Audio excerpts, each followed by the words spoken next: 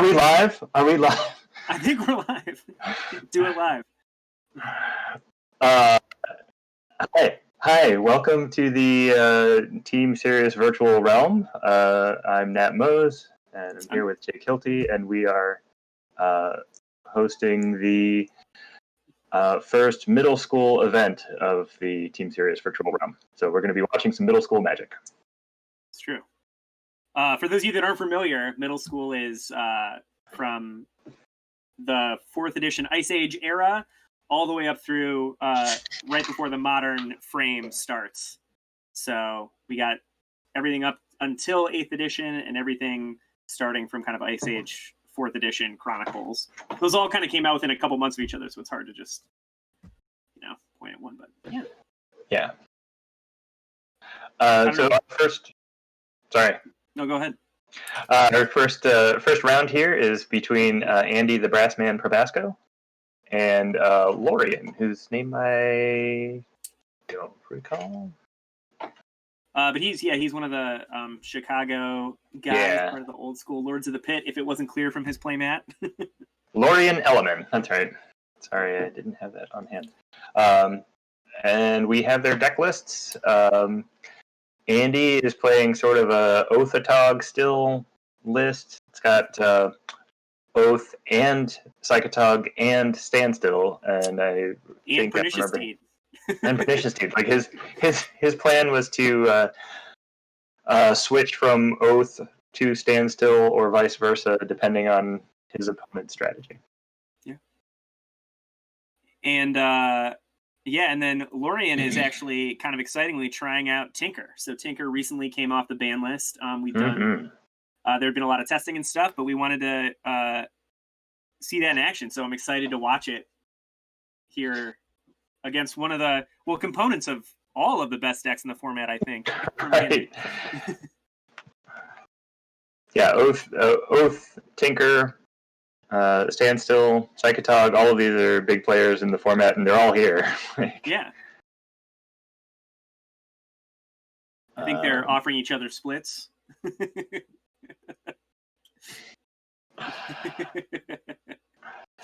Good times. It's the wonders of Magic Online, not the program, but over webcam.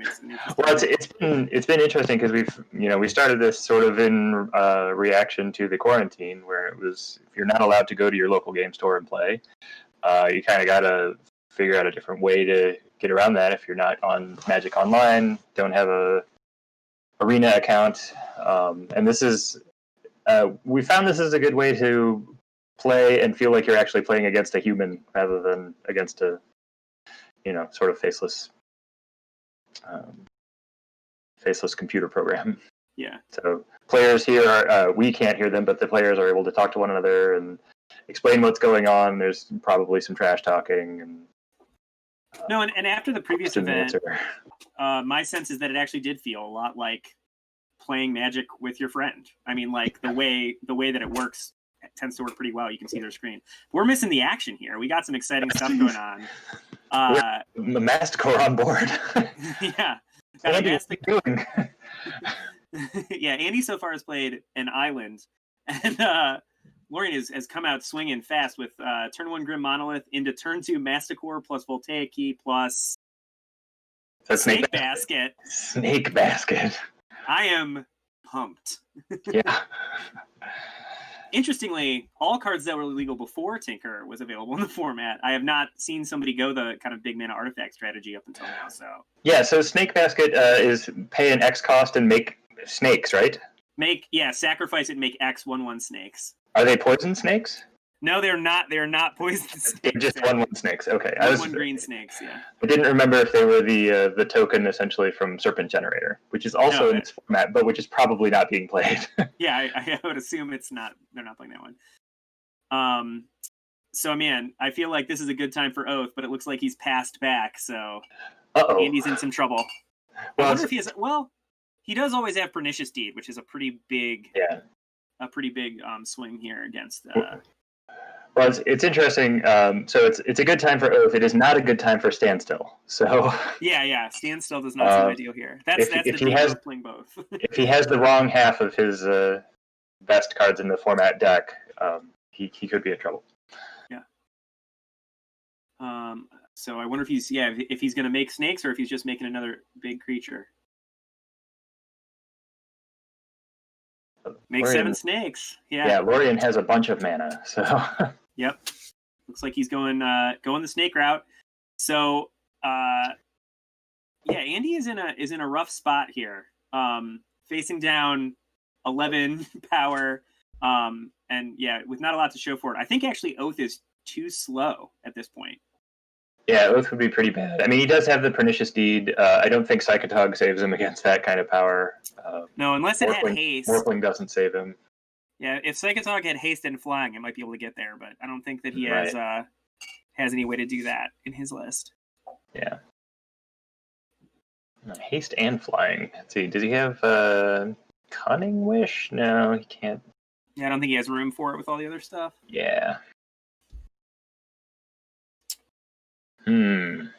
Looks bad for the Brass Man. It does. It does look bad for the Brass Man. I think Pernicious Deed would leave him alive if he played it this turn. So he needs...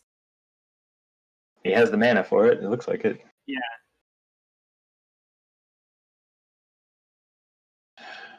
Is he at 12? I assume he's gotten attacked by Masticore a couple times, and he has Painlands, so he does have Deed. Yeah, he does have Deed. And that is going to resolve because Lorien doesn't have any counter spells. So. Yeah. Yeah, I think Andy's was wrong. I think it was correct that he was at 15. So yeah, I think he hit his out for not dying. I'm not going to say he's going to win, but this is a potential big swing. He also needs another land, assuredly. And even then, as we all know, Masticore can regenerate. So. Yeah, Masticore has a bunch of abilities. They're all good.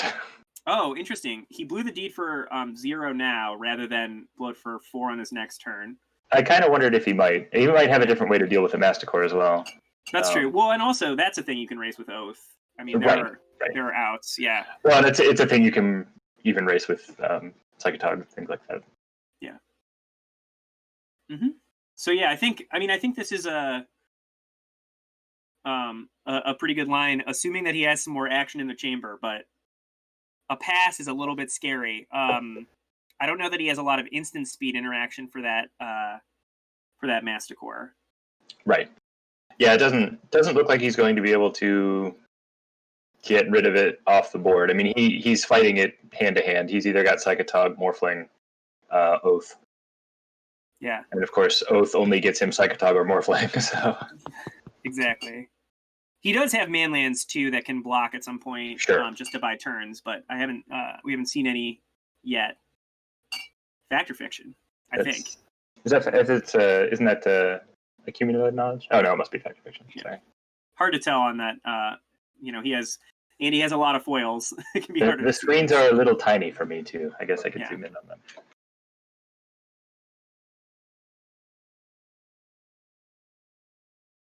I can see a grainier, bigger version of Andy's screen if I zoom in. Yeah, it's a little bit tough, just because people have a lot of different webcams. That's been a hard thing also to get during the quarantine. So yeah. Thankfully, Magic is a game where we're used to looking at things upside down and across a table, so it can be a little bit easier to determine what's there. And there's a lot of from the commentator perspective, there's a lot of looking at contrast and seeing what different colors in various blobs are on the various cards. So yeah, and I'll also say I might be wrong here, Nat, but I spend a fair amount of time looking at middle school cards, so the basic colors of them work for me a little bit. Yeah, I understand. So we have the pile split there. Andy takes the smaller pile of 2, which I didn't see exactly what it contained because I wasn't paying attention. But his Fact or Fiction is ready to attack at a moment's notice. And that's an Oath. Yeah.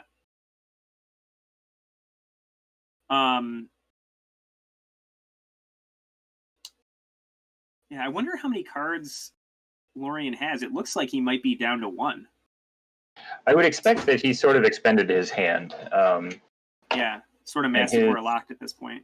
Yeah, his deck has Stroke of Genius, which he could obviously refill with, but he doesn't have any of the smaller things. I mean, he's not going to Factor Fiction or anything like that. He's looking for one of Stroke of Genius to draw into. Interestingly, he discarded that, I think, on the previous turn. One of those Stroke of Geniuses, so he's a little bit lower on them than he was. So yeah, this might have actually turned into a pretty interesting match from what looked like a pretty dire position for Andy. So I suspect, I don't know if I'd rather hit Tog or Morphling here. Yeah, it's a tough. Obviously, he doesn't have a choice. He gets Tog, but I wasn't sure exactly which one would be better. I mean, Tog does a good job of blocking. It's true, and he does have he doesn't have Gaia's Blessing, so he'll because of Tog, so he should have a. Sounds like there might be a little going on there at Nat's house, but yeah, I have my monitor here also, so yeah, we'll see. He's just in the other room, so yeah. But yeah, I mean, Tog's a good hit. I was trying to decide which one I would rather have in that position. I mean, the nice thing about Morphling is it allows you to fly over. Attack while this you can attack. And I think the difficulty is Andy gets one shot here to Oath until his opponent plays a creature, so he's not gonna.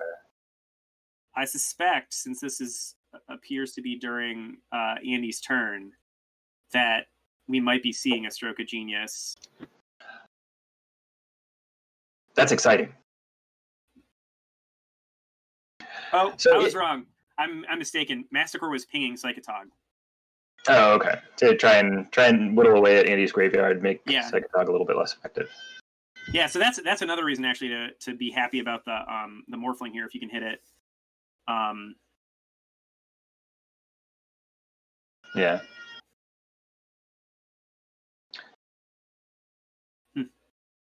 Well, it's interesting because playing Oath against a deck with Stroke of Genius becomes a win condition pretty quickly too. If you grind through your own library, you can lose the game to not being able to draw cards.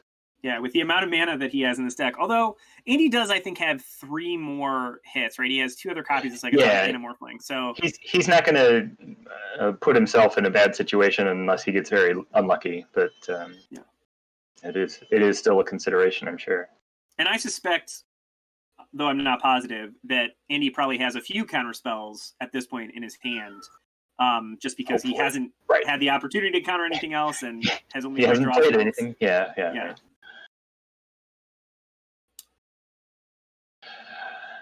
So I'm looking at Lorian's list, and I'm sure we'll talk about this between games when they're sideboarding, but I realized that to go along with the Snake Basket, he also has Coat of Arms. Yeah, that's like very that spicy. very much. Yeah. Well, I saw that first before I saw the Snake Basket, and I was trying to wrap my head around it. I was like, that doesn't make sense. I mean, you buff your own Masticores, all 4 of them. Yeah, but as it turns out, the Coat of Arms Snake Basket combo is pretty good. So I think Lorian scooped there. He tried to resolve Stroke of Genius and could not. And then as a result, that had to be the only card in his hand, and so Mastercore was going to die. And oh yeah, yeah, that's tough. I mean, he's probably right to scoop there. I think unless he can kill the Mastercore, the Psychotog that turn. Although I guess. He has to do it in that turn cycle or he loses his Mastercore, and then he has to get pretty lucky to get out of that position. Right.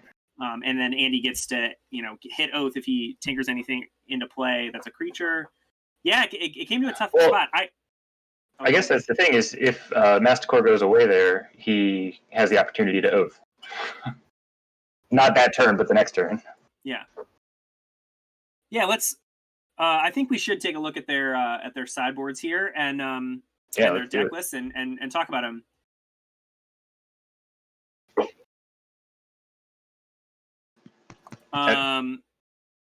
Sorry, I can't quite see the list yet. Just give me 1 second. We're looking at Lorian's list. Is it Lorian's list? Yeah, perfect. Okay. Well, yeah. So as now was alluding to, Coat of Arms is a hit in this one. He actually doesn't have. Oh, I misspoke. I was going to say he doesn't have much for this matchup. I think Defense Grid is probably a huge boon in this matchup. Yeah. Outside of that, I don't know if you really care about many of the other ones. Maybe Rushing River as a way to bounce the Oath itself. Sure. Oath is pretty big. Maybe Tormod's Crypt. But at that point, you're starting to run into some problems being able to.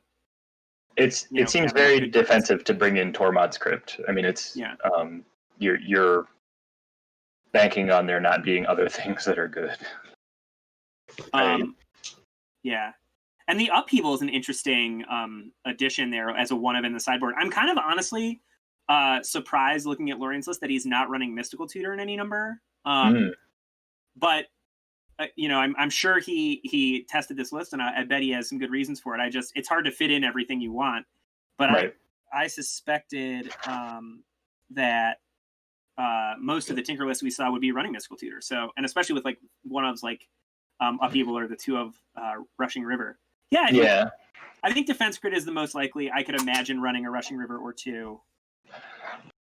I mean, I think you have to look at either Oath or Psychotog as being heavy control decks, and as a result, you want to have the Defense Grid. So that seems like a lock. I can't imagine bringing in too many of the other things. Maybe you have a Tormod's Crypt as a Tinker target, but. And here, and I think maybe given that,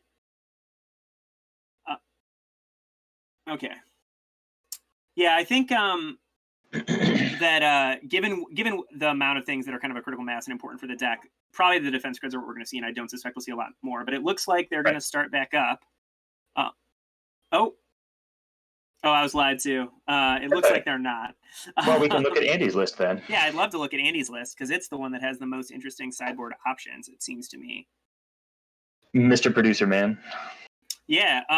So Andy's list, I think this section to the right is the sideboard. Looks like it. And to me, wow, I couldn't begin to know how to sideboard correctly for this matchup. No, like I said, his plan was to either take out standstills or take out Oaths, depending on what his opponent was doing. So I assume that he's going to not play standstills here. His opponent's deck seems pretty aggressive and not countery. Yeah. So yeah, if I were him, I think I would probably be on that. I would probably be going toward the Oath plan and away from the standstill plan. It seems like standstill is too slow for this. So the naturalized seem quite good. Innocent Blood is a card that might be good, though Snake Basket really puts a hamper on that plan. Yeah. I mean, No Rod seems great. Yeah, Let's No do Rod. that. That is, yeah. No Rod and naturalized both seem pretty good to me. Yeah. And yeah, I suspect out the standstills. I wonder what else you would remove. Maybe Misdirection doesn't do anything. Oh, although Misdirection on a Stroke of Genius. Stroke of Genius, right? Oh boy, that makes me very excited. Well, it's interesting because that's like the only target that Lorian has, right? I mean, you're it's true, but man, banking on hitting Misdirection there, right? Oh, sure. Maybe you do that. But yeah, I guess you're right. I'd probably still take out the Misdirection just because there aren't that many things to hit, and then. I wonder what else you would cut. Maybe a Draw Spell, maybe an Intuition. All right. So sounds like they're going into their game. Indeed. All right, and here we go. Looks like Andy's revealing his hand to the world. Yep, and Lorian, I think, just told him that. Oh yeah. Yeah, that's one of the dangers of playing on camera is that if you're not careful, you will show your hand to your opponent. Yeah, but also one of the things that's nice about playing with, your friends. Right. They'll generally let you know. Yeah, this is a free event. No one has any skin in the game, so to speak. And if you're cheating at a Team Serious event, you're doing it wrong. So yeah. Or you just need it more than the other guy, in which case, if you need that one that badly, if that's what you need, go for it. Yeah, it'll be all right. We'll get through this. We'll get through this pandemic together. Man, I also just want to say what a lovely playmat Andy has. I mean, I like the Lords of the Pit insignia as well, but that is a nice Brassman playmat. Yeah, Brassman, a collector of Brassman articles, so I think he has the original art as well as a few sketches of it. Nice. And obviously the playmat, and yeah, I've seen his collection of the actual card too, which is yeah, cool. Right. I mean, I guess if you're in that position where you are known, associated so strongly with a particular card, go for it. Mm-hmm. That's why you own the original art to Charbelcher, right? I do not. Yeah, you should. All right, some mulliganing and so forth is happening. Yeah, the live view doesn't make mulligans any more exciting, unfortunately. Andy also had to arrange his whiskey properly here so we can see what he's drinking. You know how these things go. Oh yeah, it looked like a double mulligan from Lorien, which again is a thing that's going to happen to you in these big mana artifact decks. Like sometimes you just have all the mana, sometimes you right. don't have mana. It's a weird it's a thing you have to kind of associate with that power level of Tinker. Right. Yeah, as we suspected, he brought in the defense grids. I don't know if it looks like Andy does not have a response to that. So one thing to know about middle school is that it does use the current mulligan rules. Like it's not using contemporary 1995 to 2000 mulligan rules. You are allowed to do the London mulligan. Look at 7 cards, put cards on the bottom. It does make a difference for some of these more inconsistent decks, like potentially Tinker, that doesn't really have a draw engine beyond its opening hand. Yeah. And I to be honest, yeah, there's very few rules modifications to the era. The biggest ones are the combat on the stack rule, and then the wish rule, where you can wish for cards you've exiled. Oh man, right. I am enjoying, as always, talking about the middle school, but some exciting stuff just happened. We had our Winter Orb come into play, along with a Thran Dynamo for Lorien. So he's really putting pressure on Andy's mana here. Alongside that defense grid, I think he's probably going to be able to resolve whatever he wants to, unless Andy can deal with some of these artifacts. Okay. Come on, Cameron. That's fine. Hey, buddy. Oh, man, a special guest cast. Co-commentator. So darn cute. He's real cute. What do you think of this? Because there's a lot of colors on there. I'm very distracted immediately by a baby. I can't help it. He's the best. It looks like we haven't missed much, though. It seems like this is the kind of prison-y hand from the Tinker deck. Yeah.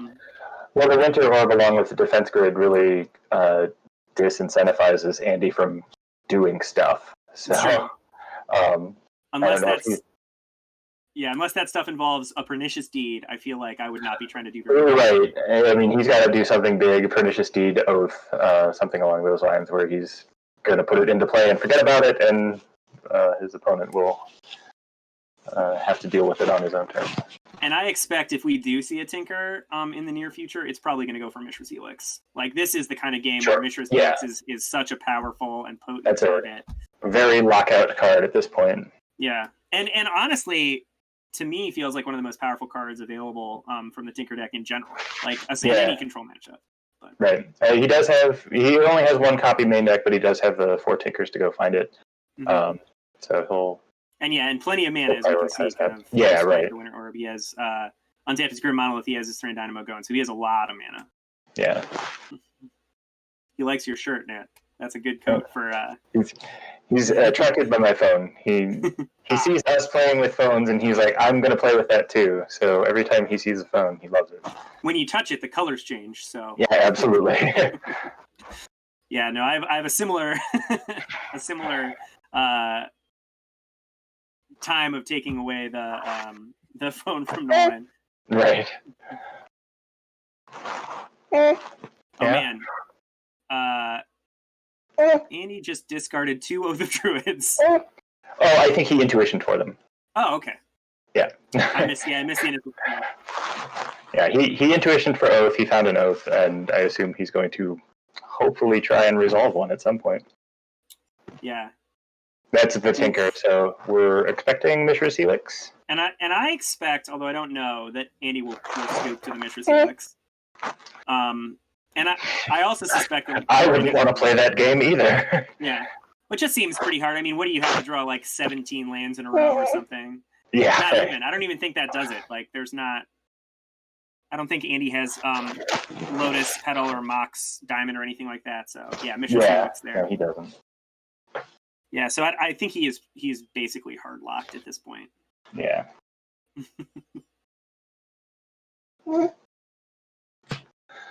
I know, so many entertaining things, so many wires, things you can grab.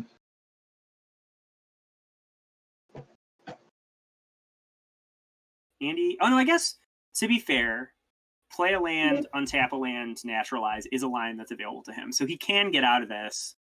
It's not an immediate scoop. It gets bad if he scooped. If he doesn't have, I was gonna say if he doesn't have another land, it gets a little bit tougher because he can wait until his upkeep to tap the next time. And Sure. It's pretty much locked out. They are, I think, going to game 3. They're going to game 3, right? I think I'm fairly certain that Andy won game 1 on the thing. So in the meantime, we can talk a little bit more about the matchup. But yeah, I suspect that I think they're going to game 3, unless we misunderstood the ending of game 1, which is possible. It's hard to say because we can't hear them, but my interpretation of game 1 was that Andy won because he was going to have Psychotog on board and his opponent was going to have no cards in hand and no Masticore. Oh yeah, Andy is talking about sideboarding, so they are moving to game 3. Yeah.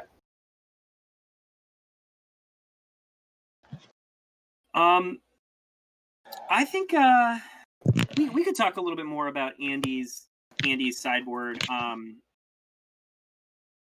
In the meantime, while they're shuffling. Do you think he learned anything from game 2 that would affect his sideboarding? I mean, I think if he didn't have the Null Rod, which is like kind of suspicious, or the Naturalizes, now knowing that there is a Mishra's Helix is like a pretty potent threat against him, he would probably bring in one of them.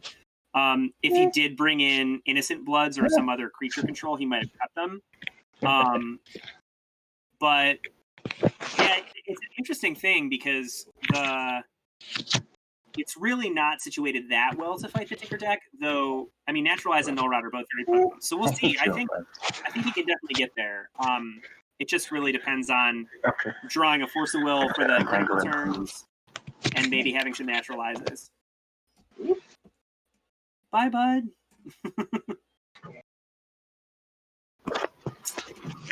Yeah, so looking at Andy's deck list, I think, the most potent things are still the most potent things. The Pernicious Deeds that he already has main deck, and then the Naturalizes and Null Rods. I wonder if potentially he is going to cut some of the draw spells for that 5th piece of hate. Sure. In addition to the misdirections and the standstills that we guessed that he took out. So maybe like the 3rd Factor Fiction or something. The Duresses still seem very strong, if you can get them on turn 1. But so I wouldn't want to cut them, but I can imagine cutting them too because they get so much less potent over the course of the game. Yeah, they get worse. Yeah, I mean, I kind of doubt that he brought in the Deep Analysis, but I know he was looking forward to playing that alongside the Oath. Like if he brought in the Oath, he might have brought in the Deep Analysis that could even serve as a replacement for his any draw spells that he takes out. Obviously, that's a cost. I mean, Deep Analysis is also just such a good card in any matchup where you're playing against the control decks. Like I know he played Psychotog. Actually, Andy is now that I'm remembering, is our eternal weekend champion of middle school from the previous year. And he played a Psychotog deck, and that was a classic move for him to just bring in Deep Analysis out of the board or wish for it. Or you can't wish for it. Wrong wish. Well, it looks like they're shuffling back up. So I think we can probably jump back to the match here. Yep. And Andy led off with Basic Island, which is, it's a good place to be.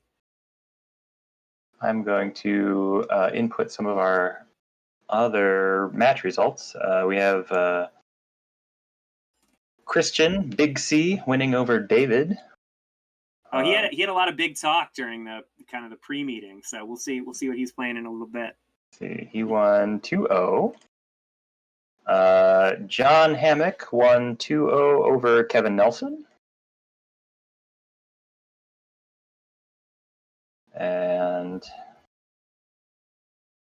And Angelo versus Eric Caffrey. Eric Caffrey showed up late and took the loss. Yeah. Well, Lorien had one of his most potent starts here. He went turn 1 Grim Monolith into Metalworker, which means turn 2 he has access to, it looked like 6 mana, or 8 mana, I should say, with the City of Traders, and then he just played a Voltaic Key, which is a lot more mana, and a Winter Orb. So he is doing quite well on the mana front here. Which maybe it's a Snake Basket hand, or maybe he's just going to bust out that Mishra's Helix, from hand. Who knows? So, so we'll see. Focusing back on the match now.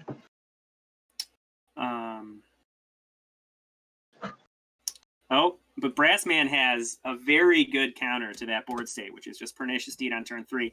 This honestly is one of the biggest reasons that I was not as worried about the Tinker deck, because Pernicious Deed is just such a beating against these like big artifact mana decks that even though they have real potent openings, I remember actually when I first started playing Vintage, people were playing Pernicious Deed as a way to curtail the Shops decks before they got much stronger. But before they had too many spheres. Yeah, I think it makes a big difference here. Certainly takes the wind out of Lorien's sails. Although Tinker for Mishra's Helix is quite good against Pernicious Deed too. Yeah. He can get to 2 mana potentially, but it's going to be tough. I suspect that Andy will play on here.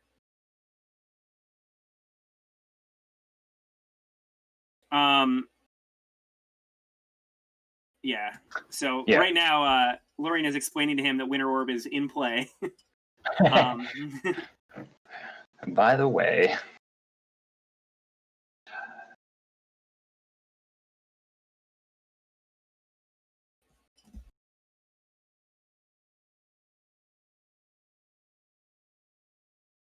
I think he's negotiating the mana burn there. Mana burn is a thing in middle school. So I think he's trying to make sure that he can minimize that and not have to deal with it in the future. Yeah, I think he tapped one of the tapped lands as his way out of the mana burn, but he also just wanted to make sure that his Grim Monolith was still untapped. So this honestly, this is how punishing that Mishra's Helix can be. It is just it's so good against the control decks, and especially paired with Winter Orb. The hard lock that some of these decks play occasionally is also a sphere resistance, and then there's literally nothing you can do. Sure. But I think in this case, Andy is locked out. He doesn't have any crumble or any other 1 mana ways to interact. So it would be tough for him to be able to win from this position. Yeah, and it looks like he scooped. So the Tinker deck looked very powerful there. There was some kind of back and forth between what Andy had access to between Pernicious Deed, but we also never saw any of his sideboard cards. We didn't get to see a Naturalizer and Null Rod, which would have been pretty potent.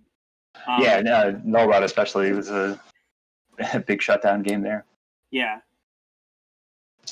I think also Lorien just pointed out, I started listening to their kind of wrap up sound there, and Lorien just pointed out that Brassman never saw Force of Will, which that's a big difference too. Like when you tap out for Pernicious Deed and then have the backup Force of Will, it's a huge deal as compared to not being able to do that. But why don't we pull on Lorien and see if he'll talk to us a little bit about his build, because I'd love to ask him about Snake Basket and Coat of Arms.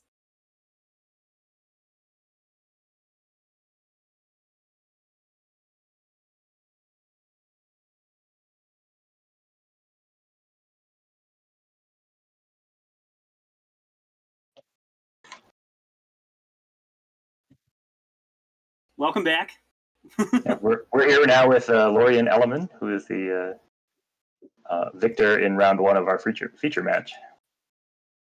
And yeah, he was playing a really fun Tinker list. We were in awe over Snake Basket plus Coat of Arms as as available cards. But the other thing I was going to ask about as we were looking at this list was I was surprised you weren't running any copies of Mystical Tutor. Oh, yeah. So for me, I just wanted to keep the number of blue cards down because 12 sources is fine, but I just didn't want to overload that. Because sometimes you get an opening hand with no blue sources, and it's like a perfectly good hand. So you don't want dead draws. There's a lot of card disadvantage in the deck already with things like Tinker. I mean, obviously, if you're resolving a Tinker, it's very good for you. So I definitely thought about Mystical Tutor.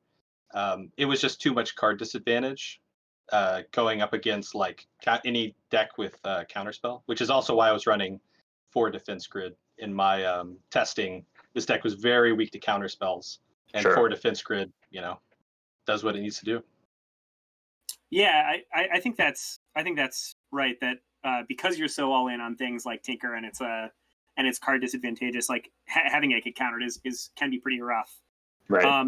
I was going to say, I know some people like it a lot, and some people don't. So how have you felt about the meta work? It was obviously good in some of your games here, but I know some people have been wary of it just because it's like such a draw for all the removal spells. Yeah. Yeah, absolutely. It is really fragile. I mean, this for me is like a spice deck that can get a little more spiky because it has Tinker in it, But it is running Coat of Arms, which is ridiculous. So yeah, I mean, it's what I found was that. Well, I guess what you would replace it with like a Worn Power Stone for the same. For the same mana cost. So basically, the deck is kind of has to be all in certain ways, and one of the ways that I think it has to be all in is with Metalworker. And if you want to get those sweet like 12, 18 snake turns, you need like Metalworker and Voltaic Key. So yeah, it's super disappointing if I run into red at all. If I run into like lightning bolts, I'm just going to side them out. I mean, they really are a liability. They're super fragile. I actually thought about mono red artifacts and to find a way to get Anger in the graveyard. Ooh. Just so I could, but I didn't come up with a good list. I just wasn't able to figure it out because Tinker is such an amazing card. I mean, it really puts, yeah. No, we've also talked about. I know there's been some chat in the middle school Discord and some other places about trying to get like a tools and tubbies kind of a thing going with like Tinker, Survival, Welder, and like a bunch of. But it is hard to get all the pieces in, and especially the mana starts to be tough if you're trying to be blue red or something like that. So, I do know though I've seen people run Wildfire, like the mono red with big artifact mana Wildfire and had some success. Although that's definitely a little bit antithetical to Snake Basket, so I understand you prioritize getting a bunch of snakes into play. Yeah, I suspect that I'm going to spend a lot of time today getting out a lot of snakes and then watching them get immediately destroyed. That's hey, we saw that here. Yeah. Oh man, that was so disappointing. It was as soon as he tapped 3 mana and I saw the black, I was like, oh god. Oh no, yeah. I got my snakes. I did though have that moment in your opening in the first game where I was like, oh no, Tinker is too good, and you didn't even play a Tinker. It was just one of those openings where I was like, how's Andy going to get out of this? And then the Pernicious Steed made it an interesting game. Oh yeah, for sure. Yeah. Oh yeah, and in the end of that game, we were kind of chatting about options. You tried to cast a Stroke of Genius. Is that what kind of ended things? Yeah. You had 1 card left. So I had already discarded 1 Stroke, and the problem, I mean, I really don't like Masticore. I think it's necessary for a lot of matchups, but I wouldn't play it if I wouldn't have to. But I was Masticore locked. So earlier I had a Stroke, and I don't know how much mana he had open, but I was just afraid of the counterspell. If I Stroke on my upkeep and he counters it, then I have to sacrifice Masticore. So I thought that I still had a good clock, so I just discarded it. Then the second time he was so far ahead, had a Psychic Tog that could have been lethal. So I couldn't attack. I had to stay back on blocks. I had the stroke in hand. I was losing that game, and so I thought the only way that I could win was, just upkeep stroke, hope it resolves, get some extra cards, and then so when he countered it on my upkeep, I just had to sacrifice the mass score, and the game was over. Yeah. Well, and you pared it down a little bit by trying to shoot it on his turn, so he had to get rid of some cards in his graveyard, but he just had too many cards between graveyard and hand to get by him that way. Yeah, I maybe didn't play as tightly as I could have. I mean, maybe I could have tried to just like ping the Psychotog turn after turn after turn, but it seemed like he had so many cards in hand that he was just going to take it over. No, I mean, it's tough. I've been in that spot a lot where you're just like, this Psychotog is in play. He has 7 cards and I have 1. Like, what are we going to do? Right. But yeah, no, overall the list looked really good. So you brought in the defense grids. Were there any other sideboard adjustments? We said, there was some possibilities. We didn't think you were probably likely to bring in anything else, maybe the rushing rivers. Brought in the rushing rivers, yeah, because the main problem that I dislike about this deck is that it doesn't have many answers to anything. So if they drop like a null rod, I'm pretty defenseless. I don't feel like I can run a null because I'm running 4 defense grid. Yeah. So I even thought about running 3 or 4 bounce effects, but yeah, I brought in the rushing river and the upheaval, which maybe, I mean, I don't know. I haven't tested this deck that much, so I would not say that I have the ideal strategy. But welcome it was basically to middle school. Bounce. Yeah. Well, Tinker was recently unbanned too, so I mean, you don't really have a ton of need to test yet. Yeah, I'll probably be bringing in rushing river in every game just because I don't know what my opponent's going to have, and I need to be able to. Anyone can play null rod. Yeah, exactly. Yeah, exactly. No, I think that's smart. I think that's a good way to go. And I think rushing river's got to be up there as like you're either going to go that way or like maybe Chain of Vapor, but it's not like generally you're hurting for mana with 8 soul lands and stuff. Like you can probably get there. Yeah. And I like the fact that you can like tap it with the City of Traders and then sacrifice the City of Traders if you've got other lands in hand. Yeah. No, I think that's a good one. And yeah, just looking over the rest of your deck, I suspected from that, and you kind of said this too, that you think there'll be some red in this tournament. There's some propagandas. There's 3 Hydroblasts, and that I know is a pretty popular deck. Just either Sly or Goblins. Are there any other decks that you fear or just expect today? It's hard. I know in this format there's a million decks people can play. Yeah, I don't know how my game against Reanimator would be. I mean, I'm fast, but they're also pretty fast. I think if I could get some combination of cards. But once they get an Acroma out, I basically just have to rely on tapping out their lands and having a Tangle Wire with enough counters on it to tap them down. So a little worried about that, but that's also Rushing River will also handle that problem. Yeah, I don't know. It's a small tournament. That's actually why I decided to play something a little more fun instead of just like something super spiky. But I would hope that there's at least one Devourer deck today because Tinker has been unbanned. It's kind of risky playing Tinker right now because it was just unbanned. It's like on everybody's mind, so everybody should be equipped to handle it, I would think.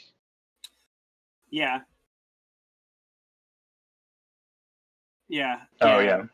Andy that was his other choice for the thing, was the Devourer attack. I think he told me that a lot of that had to do with just the fact that he owns it's one of the few cards he's ever spec'd on was Phyrexian Devourer. So he owns 100 of them. He's like, I want to play it once. But I thought his list was kind of fun too. The Tog, I forget what name he gave it. Tog Still and his Tog Still, I think was it. Yeah. Oh god. Well, because of the deeds. Because of the deeds, right? Yeah. So I'm hoping we'll see a lot more kind of exciting decks too. I don't know. I haven't looked through all the deck lists yet. I'm not sure if there's more Tinker. But no, I'm excited that you played it at the very least, and hopefully we'll get to see some more fun decks on stream here. I think we're getting pretty close to the end of the round, though. Yeah, we have 3 minutes left in the round. I'm waiting on a couple tables for results. Sometimes hard to communicate the time left in the round to people who are not in the chat, but we are letting people know, and I expect things will finish up on time. So should be going to the next round pretty soon.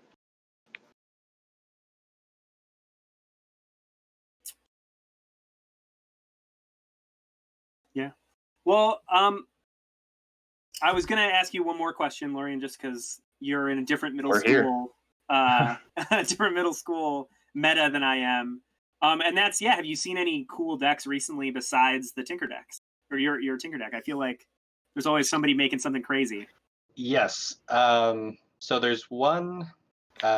David Velasco is playing an Esper Wizards deck that's pretty awesome. So it runs Shadow Mage Infiltrator, it runs Void Mage Prodigy, and it runs Meddling Mage. Nice. So they're all just like these nasty little creatures. Just runs tons of like cheap. I think it has Cabal Therapy, Source of Plowshares, Mana Leak, Force of Will. I really like how it's you could sacrifice a Meddling Mage to counterspell if you needed to. David is a brewer for sure. He's got some spicy lists. Yeah, that reminds me of a deck from Extended from approximately this time period called Fiends, and I tried to build one that was sort of similar. It had like Spectral Links and some of the other weird stuff in there, but I played that deck for a while. I loved it. I ended up morphing mine into a blue-white Gush deck with Meddling Mage, but yeah, I love the invitational cards. Like I want to play all the invitational cards all the time. So they were very good back then. I mean, like the actual designs were very good, very clean, very fun to play. Yeah, Void Mage Prodigy. Yeah. I haven't play tested that one yet, but I'm excited about I played that in Vintage, so I know it's good. So I was playing some games with David last night, and I think I had like 2 or 3 defense grids out, and then he drops Void Mage Prodigy, and I'm like, well, fuck. I guess that's Guess my spells are countered now. That's really powerful. That's cool. Yeah, we'll keep an eye out for him for a future match. That's a fun one. Nat, do you have any questions before we sign off here for this round? No, I think I'm good. We have all the results in for this round. We're going to pair round 2 imminently, and we'll get started on that. All right. Well, thanks, Lorian. And I think we're going to go to our we'll be right back screen, but we'll see you guys pretty shortly since the round is done. So probably just a couple minutes. So stay tuned. Yeah, thanks.